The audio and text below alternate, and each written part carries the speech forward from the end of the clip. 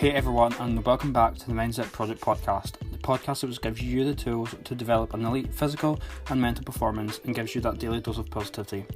Using my own knowledge as a competitive swimmer and from different professionals, I hope to provide an experience which makes you think differently about the things around you and promote some sort of personal growth. I hope to connect you through evidence-based information from experts in their field.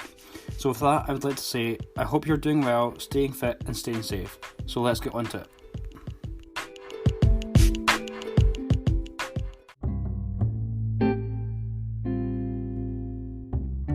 Now, I wasn't actually going to do an episode this week as I've just been kind of focusing on my uni work because last week I just felt like I had a lot of work to do, and it's kind of funny because I feel like I'm actually falling behind when I'm not really, and a lot of people I've spoke to last week said this as well, and it's just where there's really weird feelings, and I don't know if you've ever felt this way, but it's kind of like you do all the tasks that you set yourself for the day or the week, and because you've done them you kind of sit back a little bit and kind of take your foot off the gas, and it just kind of feels like when you do that it just feels like you're going to fall behind.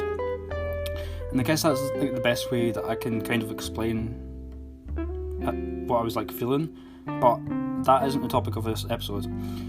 I thought it would be good to talk about our nutrition and what we are actually putting into our bodies. Now, I am not a nutritionist, so don't take what I say as professional advice. This is just information that I've gathered through the years as a competitive swimmer and my own experience and training, and it will be a very basic overview of nutrition. So I will focus more on nutrition's effect on our mental health as opposed to nutrition as a means to reach a certain goal, for example losing weight or obviously gaining weight. And I will share my thoughts on this diet culture which we seem to be in now and have been in for a couple of years. And I will also discuss pros and cons of taking supplements and why I think eating well doesn't actually have to be complicated or boring. Now, I call this episode You Are What You Eat because I think it's one of those sayings that is it does actually ring true. It is kind of cringy, but it is true. And if you think about it in the most literal sense, if you eat just fat, then obviously the chances are you're just going to get fat. Now, I do hope that no one who is listening will be eating solid fat because that would be quite worrying, so please don't do that. I am not sure how I'm going to kind of structure this, but I guess the best place to start is just go over what macronutrients are. And now these are probably the most known nutrients, and they are just the nutrients that we need in larger quantities. Now these are your fats, your carbs and your proteins. And you might have heard PTs online or Instagram mention tracking my macros, and all that they're doing is tracking these nutrients. So macros is just the shortened version of macronutrients. And I won't go into a whole lot of detail about tracking macros or calories, as I think that is kind of far too specific for each individual, so it's probably just better to go over macronutrients very briefly. So we all have a total daily energy expenditure, which is TDEE for short, and this is just the energy we burn every day. So if you lie on your bed for 24 hours, then you're still going to burn calories, believe it or not, because your body still has to perform functions like our muscles have to contract, we have movement in our body, our gut has to contract to cause digestion, our lungs have to move for us to breathe, our heart has to pump, and all this movement inside our bodies requires energy.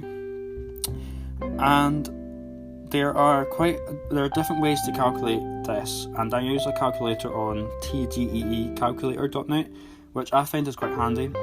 And another way is to calculate your BMR, which is your basal metabolic rate. Then what you do from there is multiply that number for your specific category. So there are different numbers for exercise levels. So obviously if you're doing higher intensity exercise or you're active more often, then you are going to need more energy to replenish the energy that you've expended. So I think it goes up to 1.9, which is the highest activity levels for people. And personally, I'm not sure nutrition is an exact science, because I say that as someone who has tried calculating my own TDE and I still feel hungry. And for an example of this is that I once calculated my maintenance calories, which are just the calories that you require to maintain your current body weight. And my weight actually went down, like it didn't stay the same. It went down and then it went back up again, but it went up higher than what I was when I was trying to maintain, if that makes sense. And nutrition is probably my weakest aspect of training as a whole, and it's not because I don't eat the correct foods or anything like that, but it's more so trying to get the correct amount, if that makes sense. And another example is when I was back training, like I could be eating over 3,500 calories and I still wasn't putting on any weight, and this was me in a calorie surplus.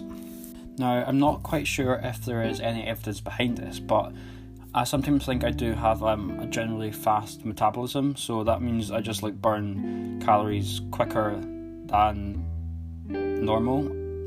And I sometimes think as well that because my like mind is like racing, it goes like 24/7. I sometimes feel like because I'm constantly thinking that I burn calories in that way. Now, I don't know if there's any like evidence behind this, but I think I've always thought that's the reason why I burn calories quite quickly. And the next thing to mention briefly is about bulking and cutting. So these are just terms which mean adding on mass or losing mass. And the only way to lose fat is through a calorie deficit. And what that is eating calories less, normally 500, than your maintenance calories. And there's like no special diet or exercise which will make you lose fat. It's only through a calorie deficit.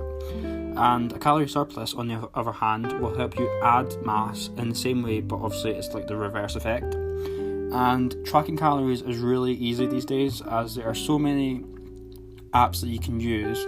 I personally use MyFitnessPal. It has a very easy to understand layout and gets the job done.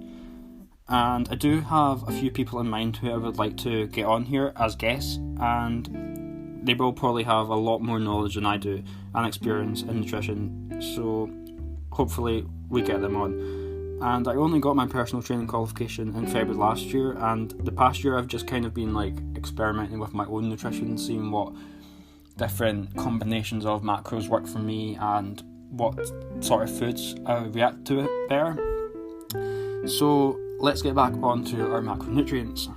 And I forgot to mention earlier that fibre and water are also macronutrients, and fibre often comes under carbohydrate because that's where we normally get it from. And fibre is responsible for regular bowel movement, and water is of course needed for hydration. So the first macronutrient to mention is carbohydrate, and this is our main source of energy, and it is found in things like rice, pasta, oats, whole grains, cereals, fruit and vegetables. Now, one thing that annoys me as someone who is interested in fitness is when people are like hashtag carbs bad or carbs make you fat. They do not make you fat. Eating excess amounts of anything can make you fat. So basically, if you eat like a shit ton of chicken, then obviously you're going to get fat, because the only way you get fat is if you eat more calories than you need. So chicken is probably quite high in calories, but it's also high in protein. So normally, because it's high in protein, most people think it's healthy, but if you eat excess amounts of it, then you're going to get fat. And I think this is still quite a bad misconception about nutrition, as people are still skeptical about eating things like bread. And I always say, if you can fit it into your daily calories, then go for it. And a little trick that I use is that, say you want a cheat meal, if you put it into your calories tracker first thing in the morning, then you can kind of work your meals around that, so it's not really a cheat meal because you've managed to fit it into your calories, if that makes sense. Like I love pizza, and every Saturday is like pizza night for me, so I always put the pizza in my tracker and then work my meals around that, just because I don't feel as guilty, and it also means that you won't really sway away from your goals. So also, just a heads up here, I will most likely go off on a tangent quite a lot, because this is a topic that there's a lot of things that I think about, and I think a lot of the things I seem to think about nutrition are very probably unconventional, I guess you could say. So we know that carbohydrates are a source of energy, and our muscles need carbs for muscle contraction when exercise intensity is high. Now, the bulk of our diet should come from carbs, making up around 50%. Again, this is just a recommendation. Obviously, if you are doing a high energy sport, then you will need more, maybe closer to 55%. And carbohydrates are then converted to glucose, which is what our cells take up and to use for energy. It is then stored as glycogen, which can be stored in our muscles and our liver, and in any form, either sugar or starch. Carbohydrates carry 4 calories per gram. So basically, sugar is no more fattening than a potato, but what is different is obviously the nutrient density, and the added fibre from the potato will also make you feel a lot fuller. And another thing to consider when looking at carbohydrates is the glycemic index. This is a ranking system which is given to carbohydrates and just shows how the effect on blood glucose and how quickly glucose actually absorbs into our blood. So carbs that have a high GI break down very quickly and are things like your sugary drinks, fizzy drinks, sugary foods, and then low GI foods are foods which break down slowly, and examples are oats, potatoes, and your more complex carbohydrates. So low GI foods have been shown to help control appetite and delay your hunger. Fibre also can come under carbohydrates, that is found in things like your fruits, vegetables, cereals, and whole grain carbohydrates like pastas, bread, that sort of thing. And it is also important that you get regular fibre so that you have more regular bowel movements. The next macronutrient is protein, and this is the main function of this nutrient is growth and repair of our body tissues, which include things like our muscles. Now, proteins are made up of amino acids, and there are a total of 20 amino acids. These are broken down into 8 essential and 12 non-essential amino acids, and essential amino acids are amino acids which cannot be made in the body, so we therefore need to get them through things we eat, i.e. through our diet. They are generally found in animal proteins, so for people who are vegan, they will probably need to rely on supplements which will be discussed later. This is because some plant proteins are actually considered incomplete, which means they have a couple of the essential amino acids missing. But this can be solved through a combination of different plant proteins, as they will vary in the makeup of their amino acids. And like I said, they can be solved through supplementation as well. So we require about 0.8 grams per kilogram of body weight per day, which makes up around 10 to 15% of our total calories, which when you think about it isn't a lot. And I think a lot of people seem to think that if you're wanting to put on muscle or recover better, you have to eat more protein, but your body can only process a certain amount of protein per day. And again, this will vary person to person, as someone who is trying to do strength training will also need more protein for recovery than say someone who's doing endurance training, because strength training, you're putting your muscles under a lot more stress with heavier weights and stuff. And I think protein is probably the most important macronutrient because it is essential for both growth and repair, but it is also an important component of bodily systems such as your enzymes, hormones, and antibodies. Now, protein also contains 4 calories per gram, so from this we can kind of calculate our required intake. So an example is if you require 110 grams of protein, then obviously that would equate to 440 calories from protein. You can then take this away from your total calorie requirement and then play about with carbohydrate and fats, because those are our main sources of energy. The next macronutrient is of course fat, and it is actually a very important nutrient. It is used for our insulation and keeping us warm during cold months like right now in Scotland when it's been snowing. And it is also a very important role in our cells because our cells contain a double layered membrane which is made up of fats and proteins. So without fats we wouldn't have membranes to contain the things inside our cells, so we would pretty much just be soup. And fats are broken down into saturated fats, which are normally found in animal sources, and these are generally termed as bad fats, with unsaturated fats being from non-animal sources and are healthier. We also have essential fatty acids, which are polyunsaturated and help with lipids in our cells.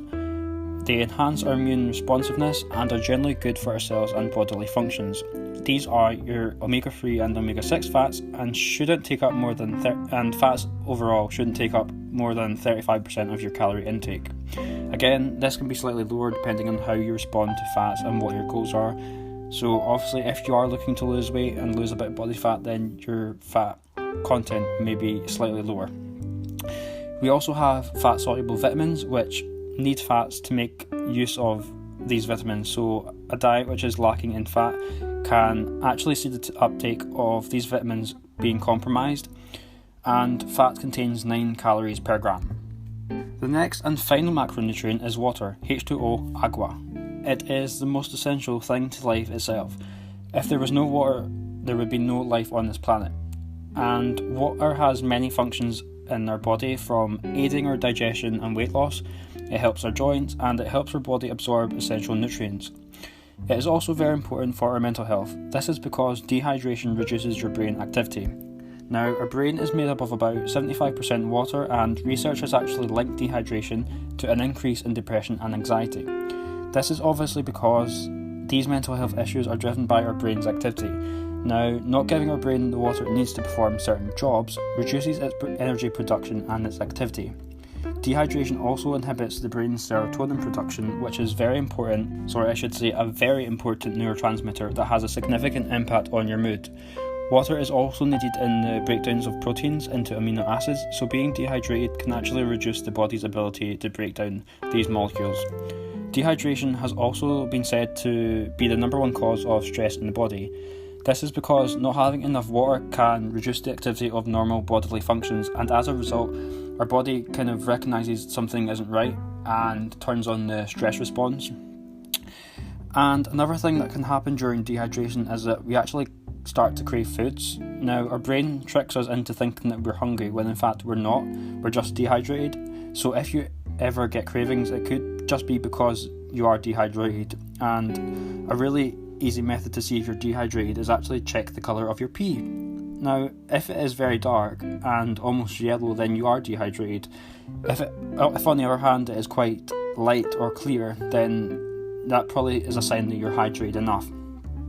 Now, I personally aim for about 5 to 6 litres of water per day, and that could obviously be more depending on the type of exercise I'm doing, the amount of exercise and the intensity of it.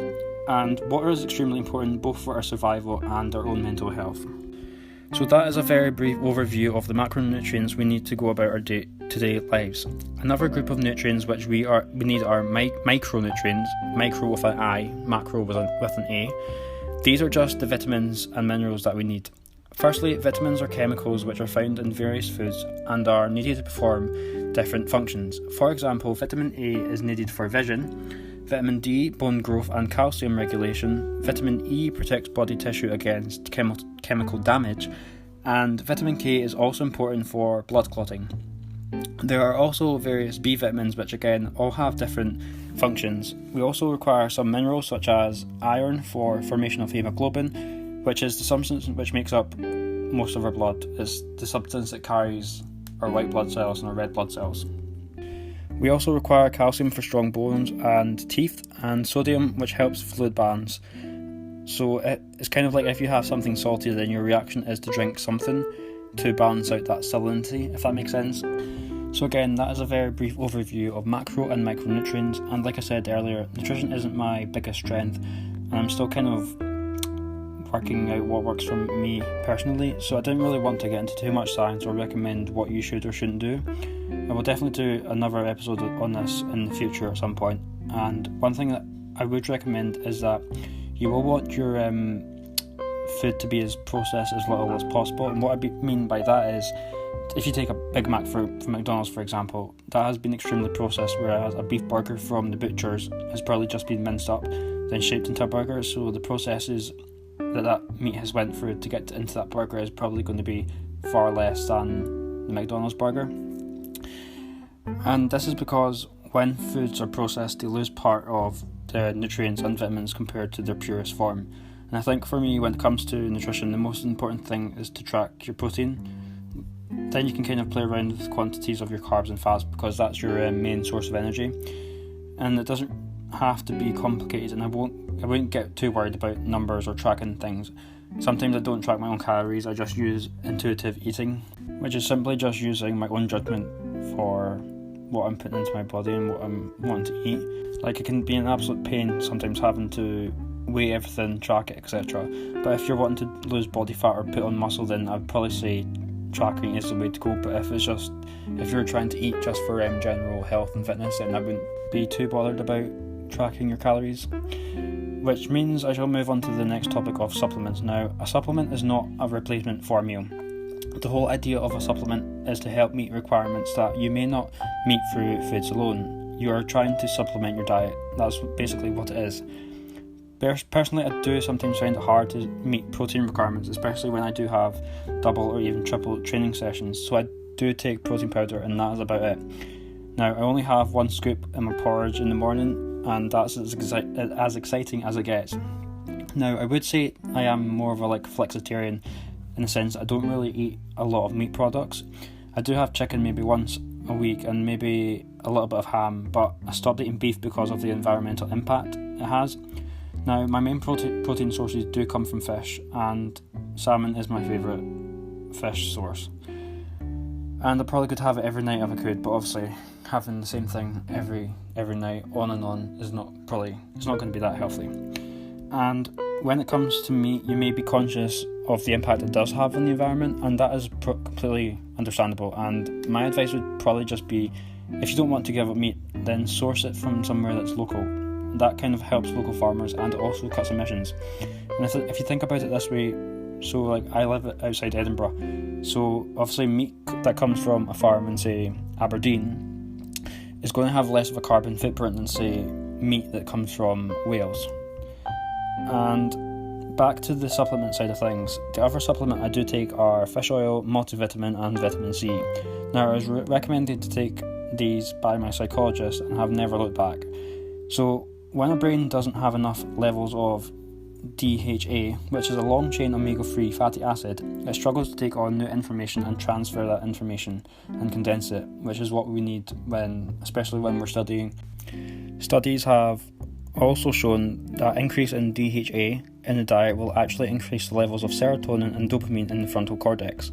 Studies have also suggested that omega-3 benefit in a wide treatment of diseases such as asthma, depression, ADHD and autoimmune disease. Now, DHA is also a building block of tissue in the brain and the retina in the eyes.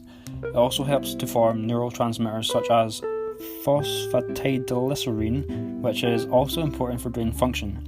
The next supplement I do take is a multivitamin, and the reason I take a multivitamin as well as getting vitamins and nutrients from my diet is that our gut isn't always effective in extracting these nutrients from our foods. So this multivitamin just kind of acts like a safety net and ensures that we are getting these nutrients. So, and without these nutrients, our performance can actually become compromised and our quality of life negatively impacted. And this is the same with vitamin C. Now, I probably do get enough vitamin C for my diet, but I just want to make sure that my immune system is as strong as possible, so I do take that extra boost. And especially as I am a swimmer, as I can be putting my body under a lot of strain, which could mean I have a higher risk of getting the cold or something that I don't want to get. Now, taking extra vitamin C must work because I'm rarely ever ill. I remember last year my squad was completely plagued with glandular fever, and that seemed to be the only one that never got it. So, touch wood, it works for me. And again, I don't want to make things too complicated, and those are just the only supplements I do take. I don't have a problem with people who take supplements as long as it's because they aren't getting the nutrients they need through their own diet, because there's no point taking extra things when you don't really need them, if that makes sense. And if you are taking supplements but you don't need them, then you're just going to waste money.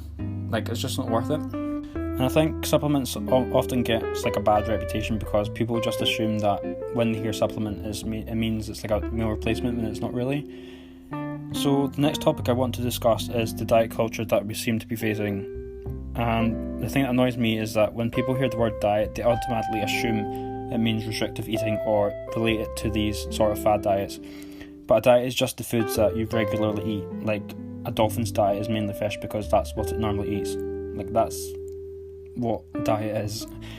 So I think we need to change the meaning around the word diet because these fads have given a bad name. The only way to lose weight or fat is for a calorie deficit. Like I've said before, it is as simple as that. And these other fads are not really sustainable, and what generally happens is that people who go on them work hard, they lose a lot of weight, and when they reach their goal, they stop. So they go back to eating normally and they just pile that weight back on.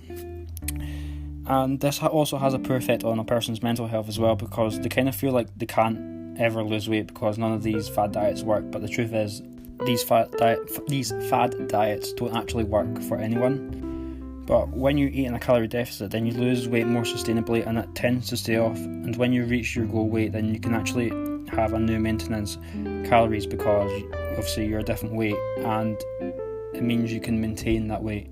So the goal weight that you've been wanting to achieve for months or whatever, you can actually maintain that through eating properly.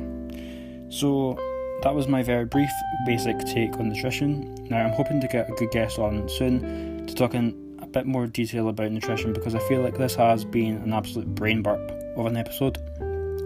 Now I think the take home message here is nutrition doesn't actually have to be complicated, and it's probably better that it isn't. As long as you know the basics, then that's all you really need. And the science behind food is always good to know, just to get further knowledge. I mean, it's good to have a bit of background knowledge on most things, just to understand how things work and, that sort of thing. And don't be taken in by these fads, which never really work, and will probably leave you worse off financially in the long run. Like, you'll probably be losing more pounds from your bank than you will be losing off your hips.